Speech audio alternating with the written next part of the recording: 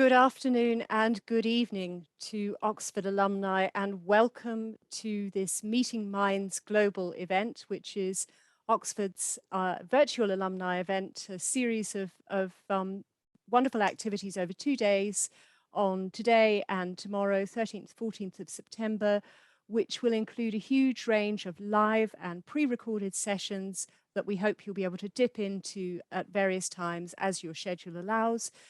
You probably know by now that you can schedule appointments for Zoom calls with other attendees and catch up with your college or department or faculty anytime during the event. Please note that this session is recorded and it will be available to you after the event. And please use the question and answer box to send your questions to the speakers. You'll find these options at the top right of your screen. So I'm Professor Suzanne Aspden, Associate Professor of Music in the Faculty of Music, and it gives me great pleasure to introduce you to today's session on the Bate Collection of instruments. And we're going to start off with a short video that has been wonderfully put together by the Bate Collection staff and students, and of course the American office team. So without further ado, Graham, please begin.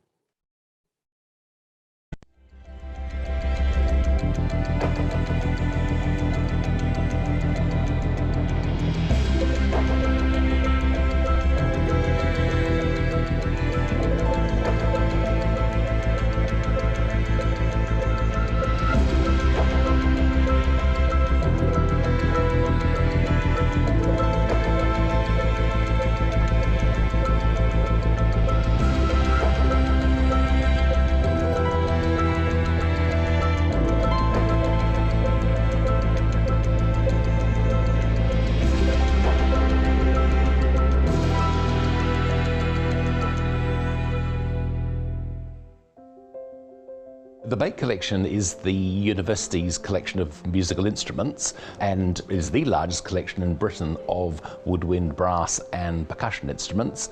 The collection spans over 1,000 years of music history, from the Renaissance to the modern day. The collection gets its name from Philip Bate, who was a major collector of European wind instruments. In 1968, he presented it to the university. Philip Bate was extremely keen that the students use the instruments and borrow them for an extended period of time. Most museums, you would say, look and don't touch, and the Bates motto is look, handle, play.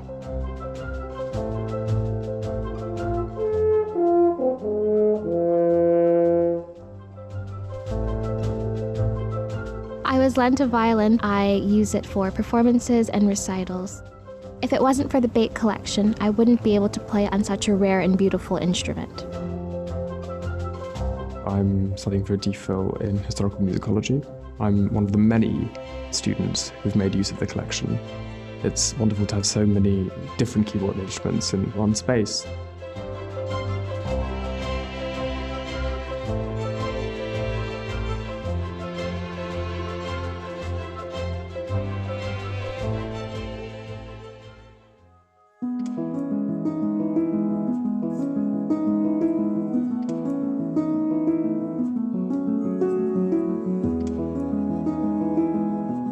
This is what they call a serpent, which, it has a certain element of star appeal.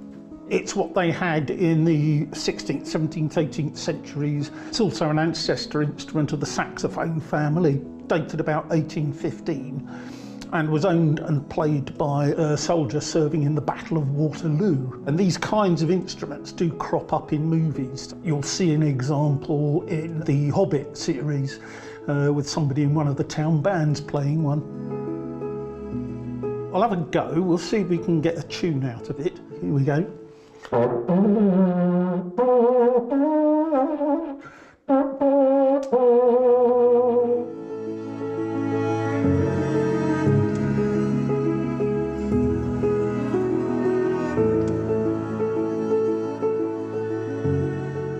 So this is the world's most famous recorder.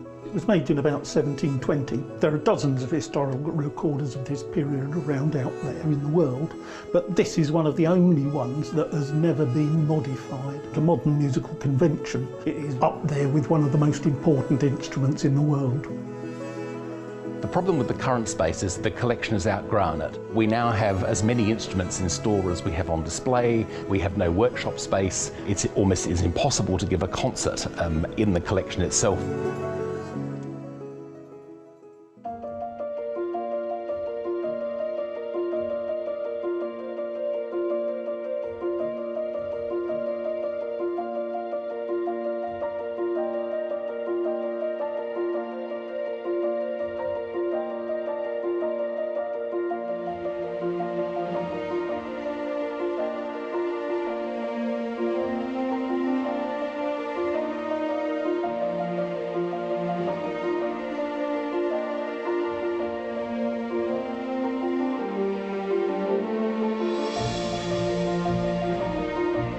The new space will give us a much expanded area to have the students working in the collection. It will allow more research projects to take place, and it will allow us to have more visits from schools. At the Bate Collection, we've got a very wide range of participants in our outreach and education workshops, from preschool taster sessions right up to teacher training. But the majority of the sessions that I teach are for school groups. We also run specific projects to try and target pupils and schools from disadvantaged backgrounds.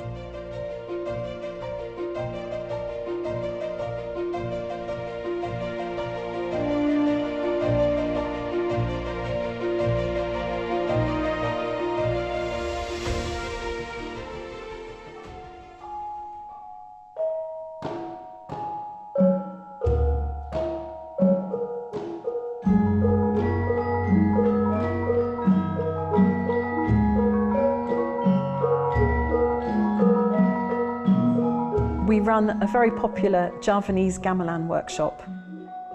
Gamelan is an orchestra, percussion orchestra from Indonesia. Pupils get to learn a traditional Javanese piece and to swap roles within the ensemble. One aspect of the gamelan workshop that pupils particularly enjoy is the teamwork, is playing together.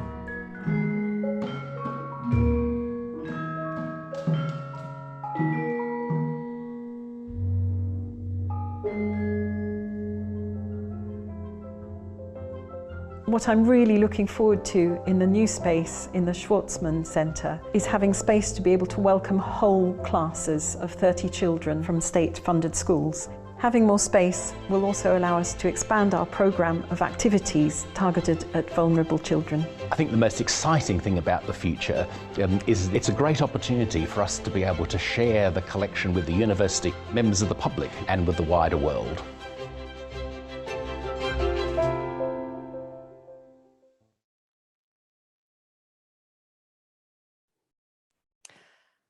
Great. Well, I hope you all enjoyed that video, and I'd now like to invite Andy Lamb and Michael Burden to join us on screen to talk a little bit further about the wonders of the Bate Collection and about what it will have to offer, particularly as we move into the Schwarzman Centre. I should just say a couple of words about each of them first. Andy is our redoubtable manager of the Bate Collection and has been working with the collection since 2003. Before that, he worked as a consultant conservator, specializing in the care of musical instruments. Michael Burden is our professor of opera at Oxford, fellow of New College, and his expertise on Purcell and on opera in England through to the 19th century is redoubtable. He's also director of New Chamber Opera. Michael has a particular interest in the Bate Collection because it represents a meeting point between museums, the students, and the public. And when he's not staging opera, he curates the collections at New College, which represent a working body of all manner of materials. And he's interested in the interplay between collections and institutions. So, Andy, I wonder if I can invite you first to tell us a little bit more about the Bate Collection, why it's so special, and highlight a few perhaps particularly memorable experiences for us. Certainly.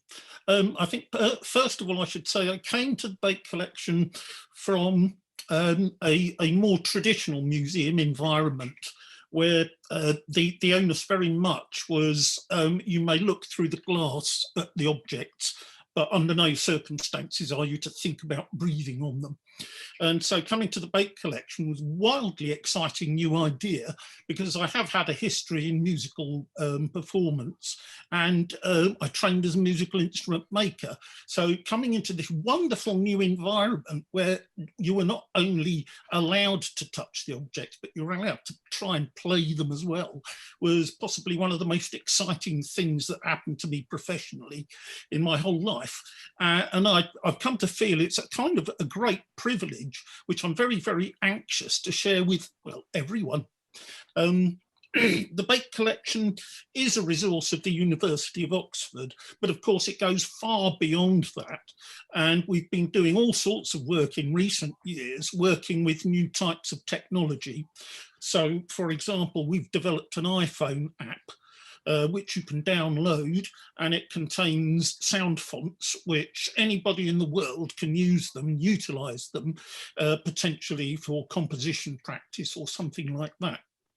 Additionally, we've been scanning some of the instruments with a view to developing a library of STL files for 3D printing. And of course, we've started doing some quite pioneering work with the idea of developing facsimiles of historical instruments, to see how that one goes. It has a lot of applications, one of which is, of course, that we can protect and preserve our precious historical instruments while allowing the broadest possible access entirely across the globe. So that's a very exciting thing to be working on at the moment. The main nuts and bolts of the work, the things that we do from day to day with our public access, is very much interpreting, allowing people to get to know historical instruments. And, you know, possibly one of the most nerve-wracking experiences I have with this is every year we host a visit from the trainees course of the Royal Marines School of Music, where we get 30 of these trainees come in. And what I like to do is let them have a go at the ancestor instruments of the ones that they play in their bands. Towards the end of that, we can develop a thing I call Satan's Little Orchestra to try and get them playing together. And it's fairly shocking, to be honest. None of these instruments are in the same pitch. None of them are in the same temperament. And given that these young people have only had about 5 or 10 minutes to explore the instrument, it really does sound shocking, but it is absolutely inspiring and tremendous fun. And that, I think, is the main issue that we're aiming towards, giving people inspiration so that they can explore historical instruments and then start developing in their own minds the way they can expand their performance on their modern instruments.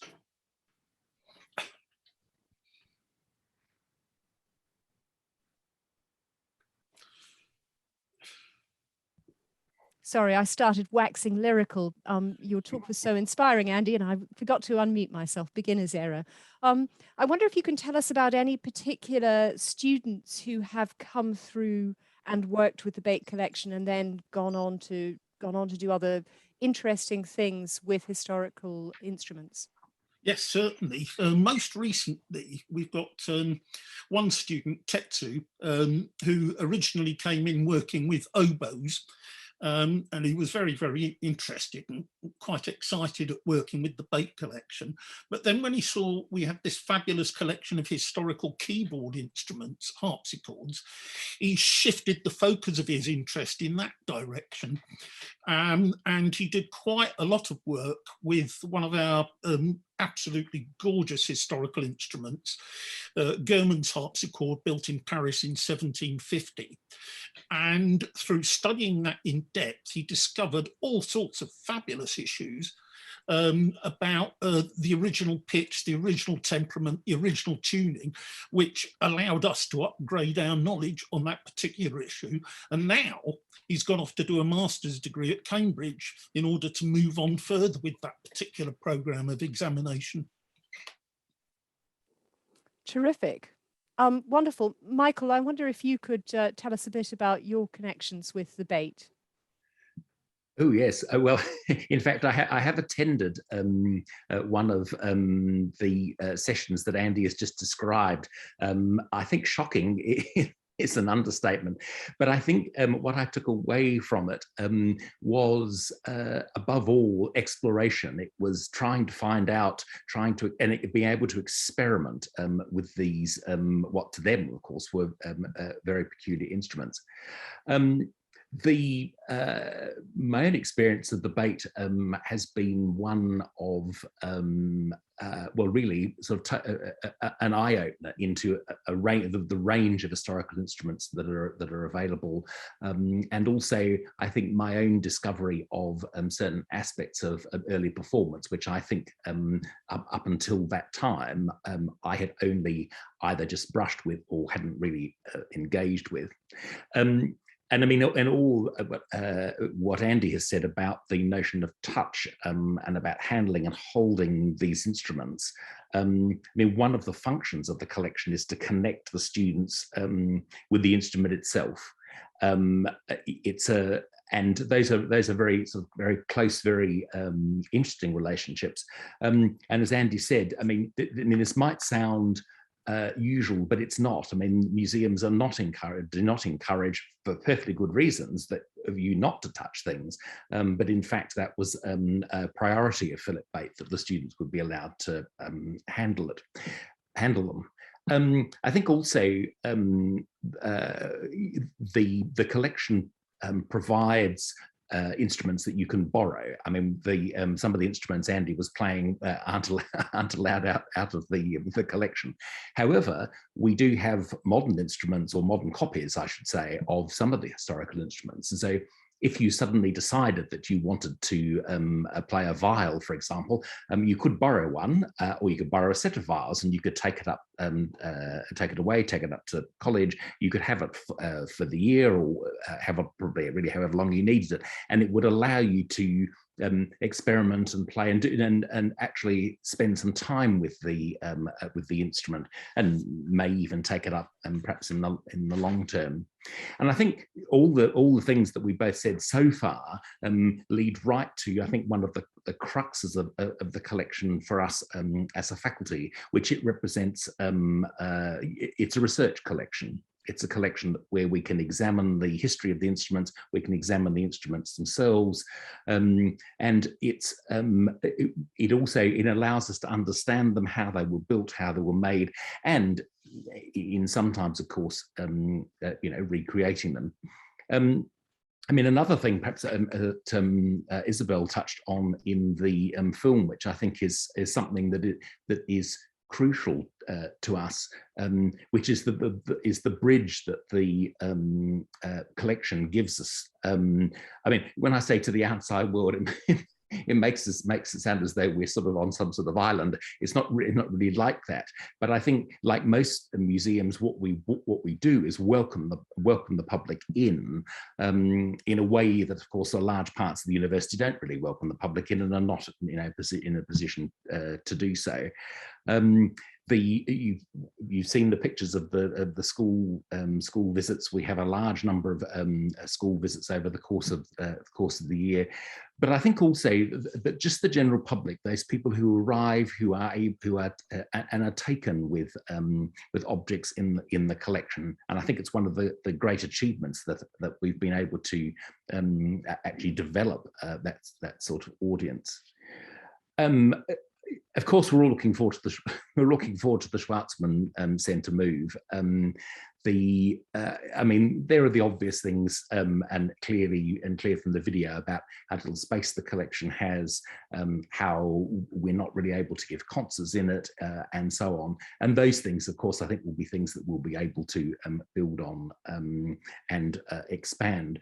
But I think just being able to present the collection to the university, to be able to welcome even more people visiting it, and I think being able to have activity and research activity, both performance and practical with the instruments, being able to put those two things together, I think is going to actually move our whole sort of approach to the way we use the Bate Collection. It's going to be a big change, well, I think I am certainly looking forward to it, and I hope Andy is too.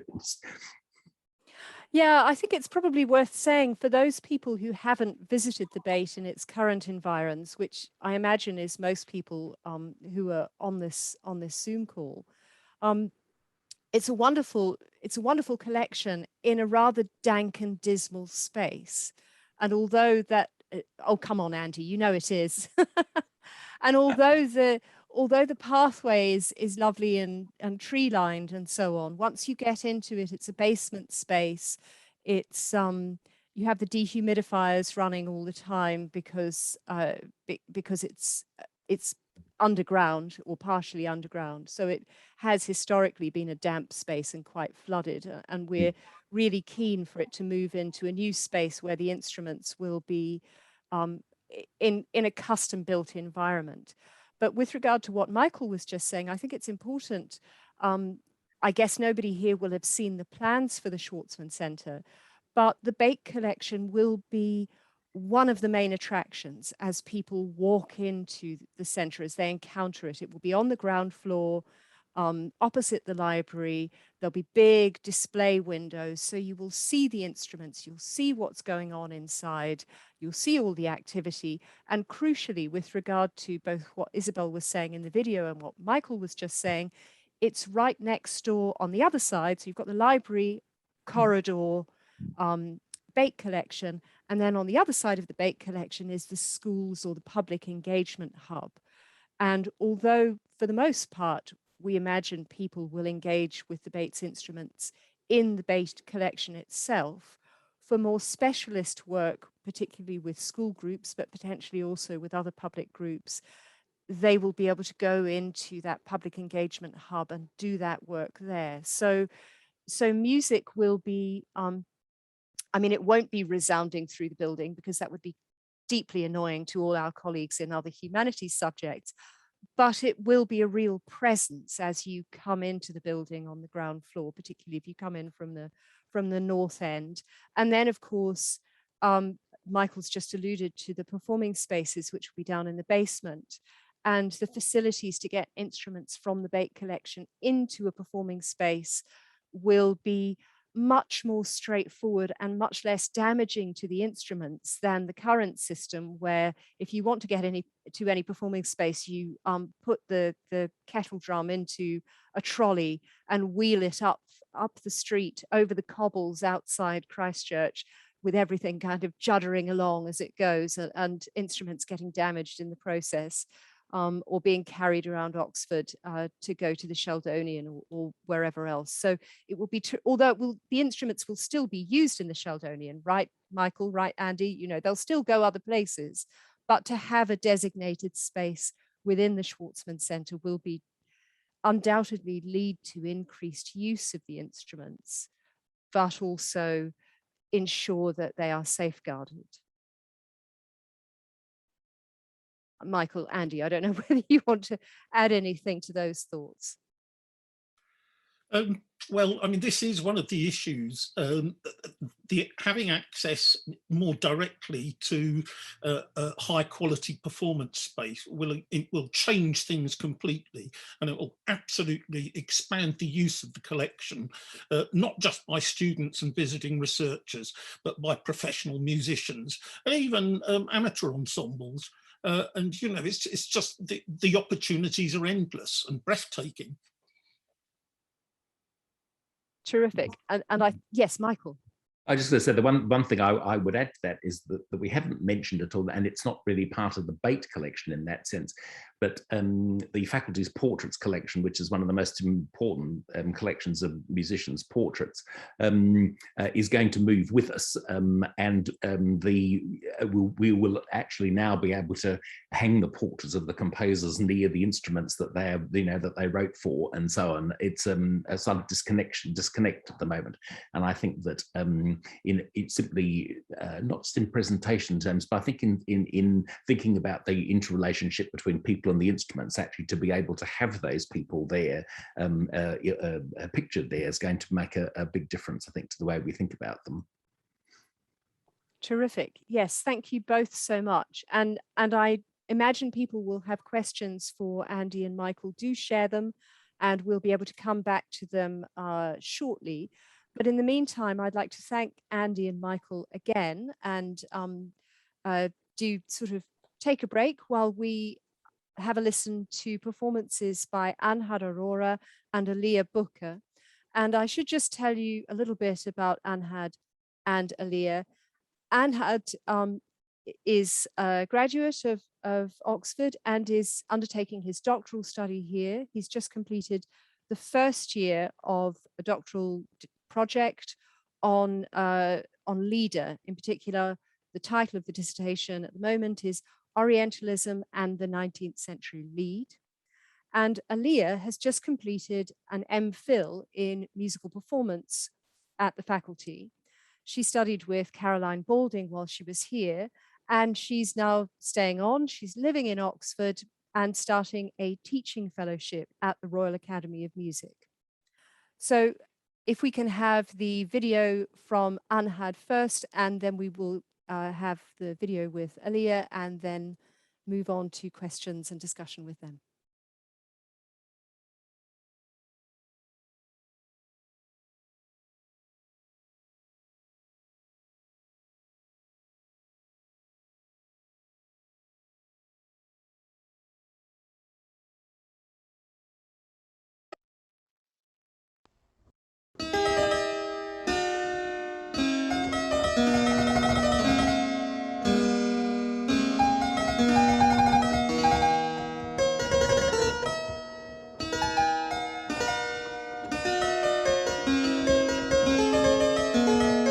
I'm an academic and a performer here at Oxford. I'm studying for a DPhil in historical musicology.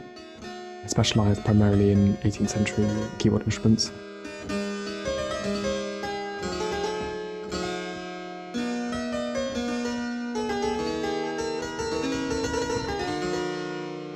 The instrument I'm playing today is a harpsichord, which was made by a maker called Smith in London in around 1720.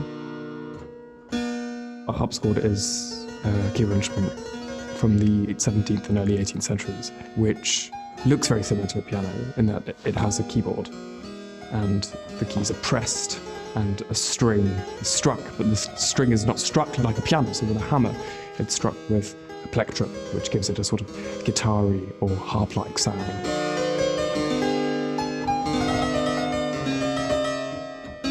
It is believed that this harpsichord might have been played by Handel, even owned by him. There is a portrait we have of Handel with a Smith harpsichord, which bears similarities with the Smith, so there's a high likelihood that this could be that Smith.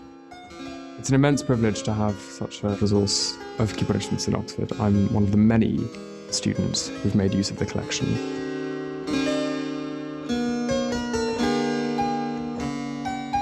I've given quite a few recitals in this space, and I found it quite an intimate space.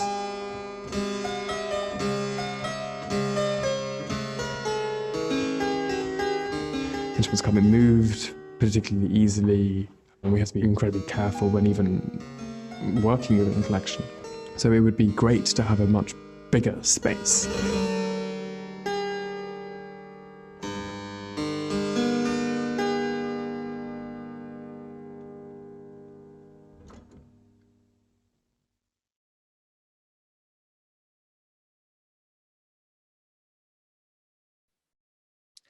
Thank you. And now to the video of Aliyah.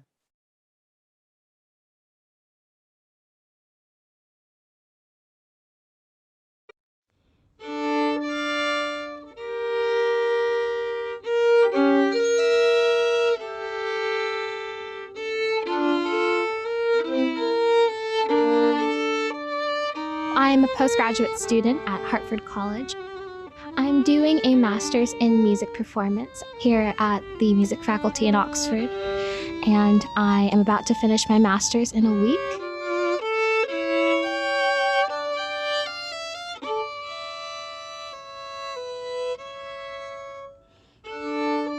was lent a violin from the Bate Collection. It's an Italian violin, and it was made in 1820. I have been using the violin for 8 months, and I use it for performances and recitals. It's a very resonant violin, and I've never played on an instrument that produces such an amazing sound. If it wasn't for the Bate Collection, I wouldn't be able to play on such a rare and beautiful instrument.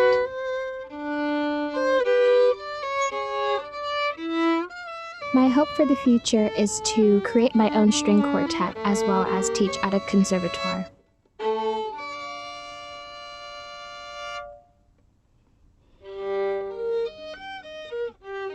I'm returning to the States this summer, and I have to return the instrument to the Bate Collection, which is rather devastating to think about because I've grown rather attached to this instrument.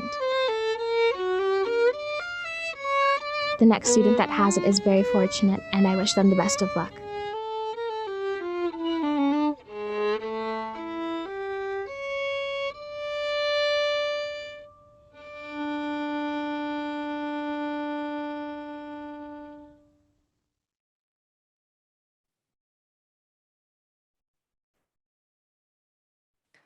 Thank you both very much for your wonderful performances there. And actually, Anhad and Aliyah, if I can invite you to turn on your cameras and join me now for some further conversation about the Bate Collection, what that's meant to you. I was struck actually by the fact that you were both, of course, playing instruments and pieces with associations with the 18th century. Do you think the collection's particularly good for the 18th century? Anhad, go ahead. Yes, absolutely. In terms of harpsichords, I think the collection is especially rich with I suppose, instruments of the different national styles. We have a Johnson copy, which actually isn't an historical instrument, but is closely fashioned after historical models. We have, of course, the Smith. We have the Germans, which Andy Lamb mentioned earlier, which is perfectly suited for French Baroque music, high French Baroque music. We also have a wonderful clavichord, which, if I had the choice, probably would have actually performed on the mezzanine, which is the Haas clavichord, which C.P. Bach would have known. And that is not only visually stunning, but it has a very loud and sonorous quality for what is usually seen as quite a intimate and, I suppose, quiet instrument that's not suited for public performance. And so why didn't you play on that? Well, I think it was partly because the Smith is a bit of is like the star prize, really, of the Bate Collection. I'm not actually a specialist in 18th century studies particularly, but I would imagine that it's very difficult to marry, let's say, a portrait of a famous composer with a particular instrument and have them both in the same sort of space. I know there's the Messiah Stradivarius in the Ashmolean, which cannot be played, I think, because of the kind of the small print in the bequestment. But we are very lucky to have it in really quite excellent condition, given its age and given, no doubt, its use and perhaps even abuse over the ages. How many of the harpsichords are used for performances outside the Bate Collection? I actually don't know. I think part of the problem is that it would be very difficult to get a single harpsichord out of the collection. I think it would be one of those games that you used to play as a child where you had to get the car out of the maze, and you'd probably have to move all of them out. And I'm actually not sure how and through which door you do that. Andy, can you tell us? Where was I? Sorry, what was the question? Oh, sorry, Andy. The question was about how, the removability of the harpsichords from the Bate for performance elsewhere. Mm-hmm. And Anhad was just saying it would be a little bit like a game of, well, I don't know what it is. It's Rush not Hour. Jenga, That's but it's Rush Hour. Rush Hour. With toy cars. Yes, you're absolutely right. I am very, very cagey when I'm asked if we can have instruments off site in another performance venue. And the reason for that is particularly harpsichords, large, complex, delicate construction instruments, do respond incredibly badly to being moved, and to go from one environment, relative humidity and temperature, to another one, which may put them under horrible stress. So from the point of view of conservation of the historical integrity of the object, I get a bit conservative as a conservator. On the other hand, I don't allow that situation to be an absolute. I don't use it as a chance for a blanket ban on all of those sorts of things. So if you can convince me that the environment that the instrument will be going to is sufficiently secure, and if you can convince me that the way the instruments are going to be transported is sufficiently delicate, then these kinds of choices can be made. For example, we did lend the Smith harpsichord a couple of years ago to a historic house about 100 miles away, Bolton House, who were hosting a Handel exhibition. And so we thought, well, given the circumstances, they convinced me. They laughed at my jokes, they appealed to my vanity, so I said yes. That's lovely. And of course, violins don't, or stringed instruments don't present the same kind of difficulties. So Aaliyah therefore had this instrument, this wonderful instrument, on loan. Where did you perform with it, Aaliyah? So I performed in various venues throughout Oxford. So it was, again, such an amazing opportunity to play on such a beautiful instrument in a lot of amazing places as well. And are you still able to use it now that you're based in Oxford? I mean, you're not a student, obviously, anymore, but what happens with your relationship with the Bate? I mean, that's a great question. I would love to continue to play on the violin. So maybe that could be something that happens in the future. Are there other violins that you would like to play on? I mean, apart from the Stradivarius in the Ashmolean, which,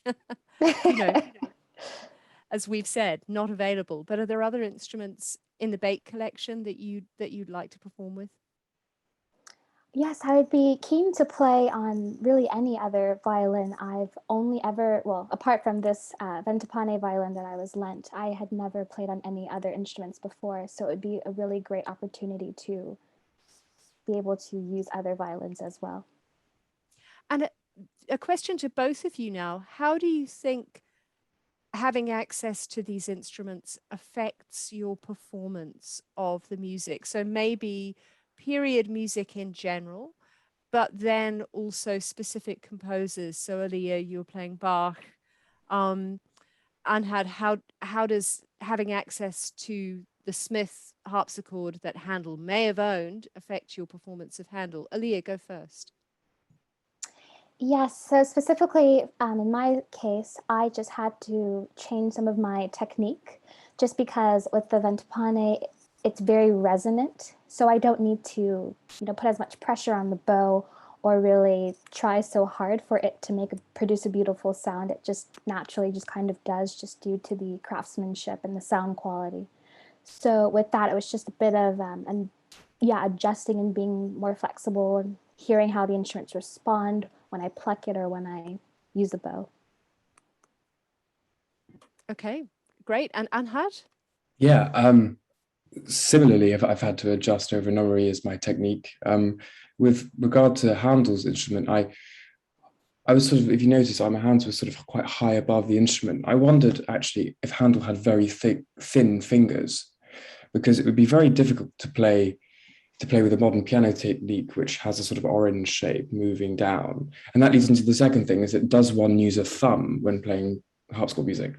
And with the Germans, again mentioned, which would be perfect for the music of Couperin or Rameau, for example. And if we look at the theoretical treatises of the time, we find fingerings which are completely foreign to modern pianists, for example, 4/3, 4/3, 4/3, and a complete avoidance of the use of the thumb.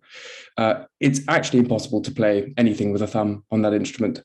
So my personal opinion is that if you are to be a proficient harpsichordist, you have to be able to adapt to many different instruments, and the Bate Collection is perhaps one of the few spaces in the UK which can offer all of the all of the main sort of instruments that you might encounter as a working harpsichordist. Terrific. Well, thank you both very much. And I think that what we're going to do now is, unless there's anything in particular you want to say about the Schwarzman Centre, would either of you want to speculate or say what you'd like to do in performing terms in the Schwarzman Centre? Anhaj, you might be graduated by then. I guess you hope you will. I have to say I'm jealous of two things. I'm first jealous of the fact that Aliyah got to do it. What a video.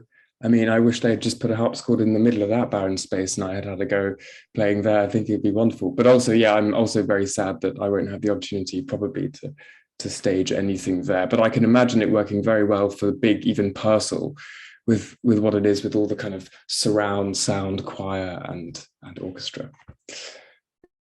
Terrific. Yeah, well, I'm sure Michael would have something to say on that as well.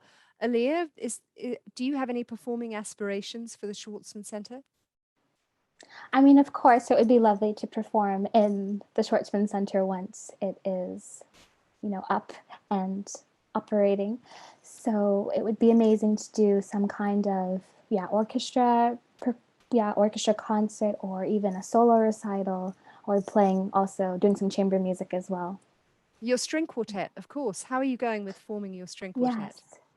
So it's been a lot of fun thus far. I've just been essentially just recruiting different people and just playing with as many musicians as I can in the Oxford area.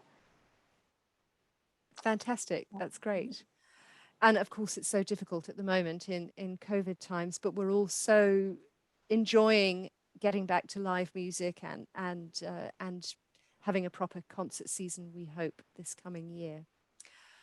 Okay, so thank you very much, Anhad and Aliyah, for your contributions, both musical and conversational.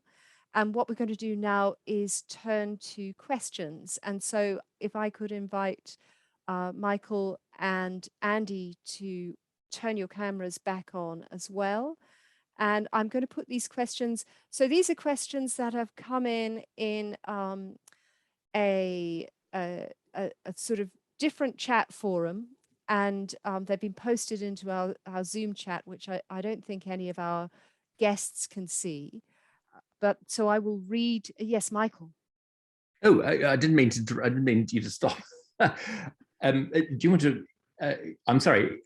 I was just before we go on to the questions, I wanted to pick up on something that I think both Anhad and Aliyah said about the Stradivarius and the Ashmolean, and Anhad mentioned the provision that goes with it, and just so that everyone understood that we're not being selfish with not in fact using it.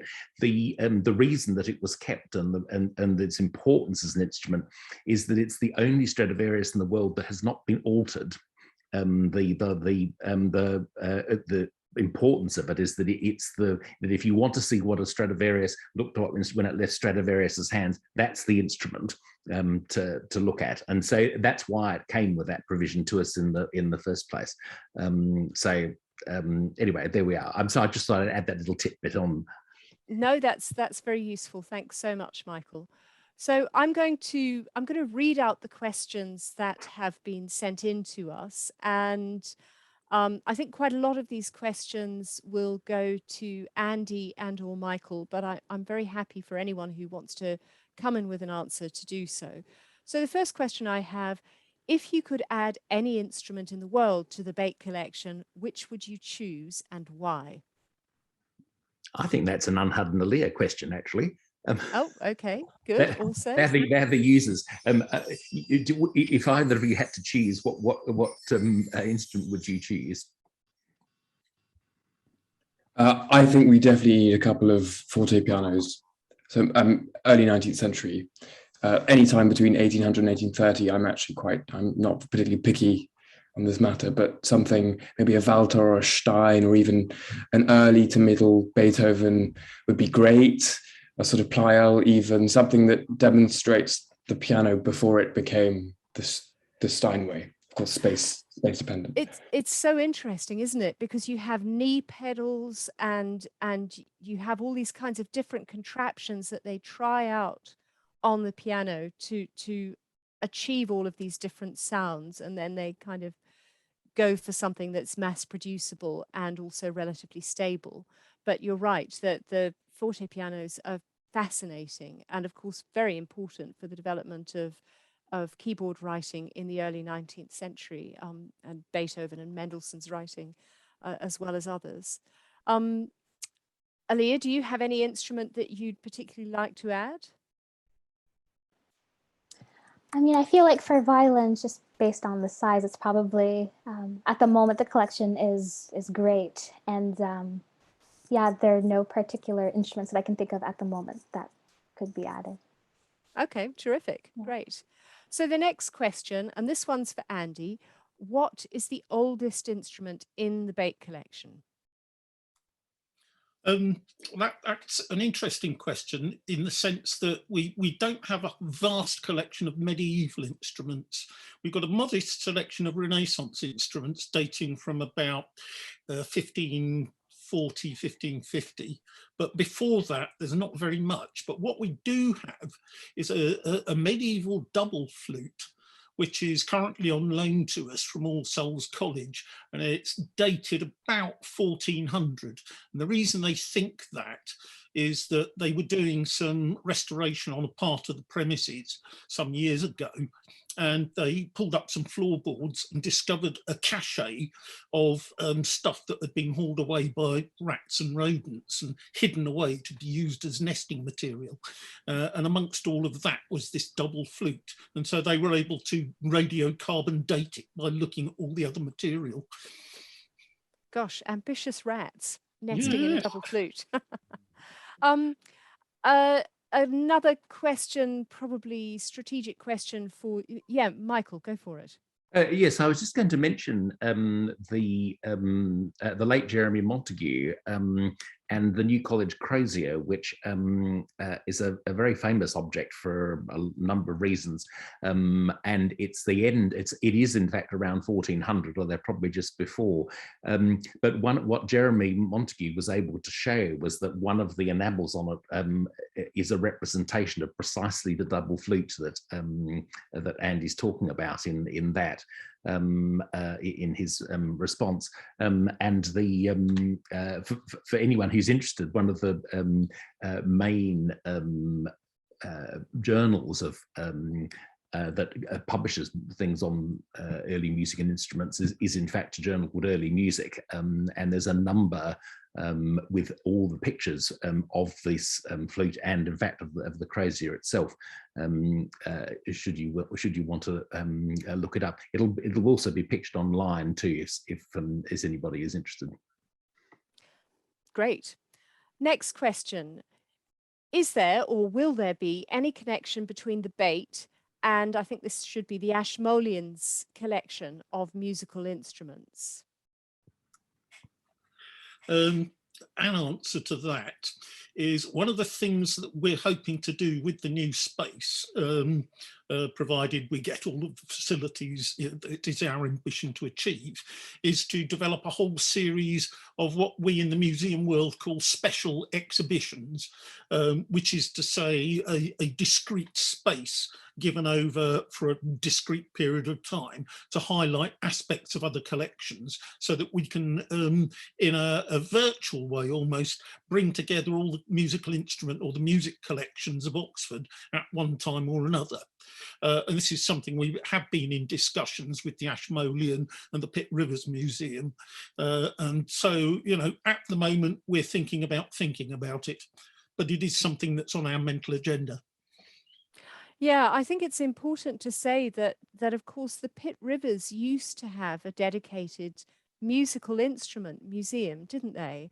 And that got that was on very valuable property on, I think, the Woodstock Road, and so it got closed down and used for other purposes or sold off.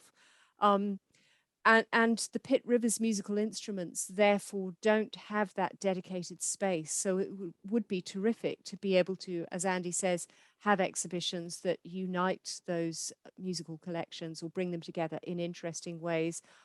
Possibly also for performance. I'm not sure whether that's viable.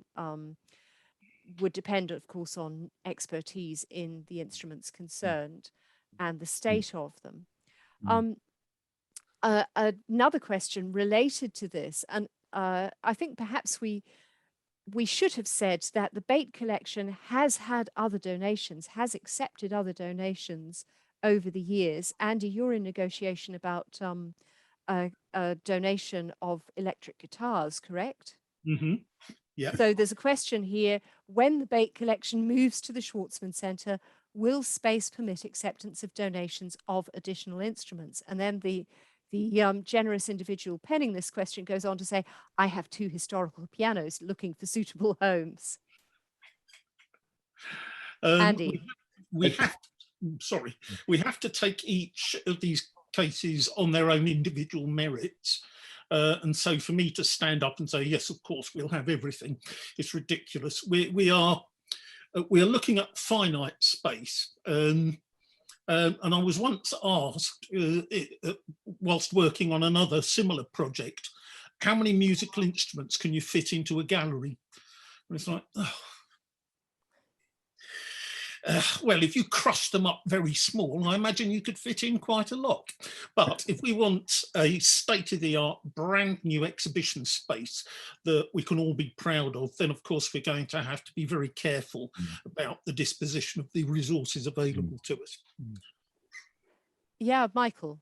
Yes, as I was going to say, as the chair of the Bate Collection, what I would say is, in fact, that we do accession new instruments constantly. We're also offered new instruments constantly, and so, in fact, any ideas or any proposals, of course, are always welcome. I think Andy's made the point very eloquently about our inability to accept everything, but nevertheless, we always welcome the offer. Yes, I think it's worth pointing out that I mean, there will be more offers. There are always people wanting to donate their instruments, which is absolutely wonderful. It does mean that we have to be judicious about use of space and so on, and particularly if we also want to display instruments from the Pitt Rivers. We have another question about making instruments in the Pitt Rivers collection more accessible, but I think that we've discussed that, and we hope that we will be able to do so. A question here, Michael. Yes, I was just going to say on the Pitt Rivers, and then everything you said about the dedicated museum, of course, is quite true. But there are instruments on display in the Pitt Rivers, so that quite a lot of the a number of instruments that they have are on show. I haven't been to the Pitt Rivers recently. Like everybody else, haven't been able to step inside a gallery or museum for quite some time. But the last time I was there, they had some modern copies of the instruments that were in the case, in sort of drawers underneath, that you could get out and actually play the instrument you were looking at, which was quite a sort of elegant solution to the problem of putting a musical instrument in a case where it can't make any sound, where of course what is important about the instrument is the sound that it makes. And so the Pitt Rivers had produced this really, as I say, quite an elegant solution. Just in case anybody thought that the Pitt Rivers was not showing any of its musical instruments, it certainly has some on display. Sure. A question, a little anxiety about the new space. Is there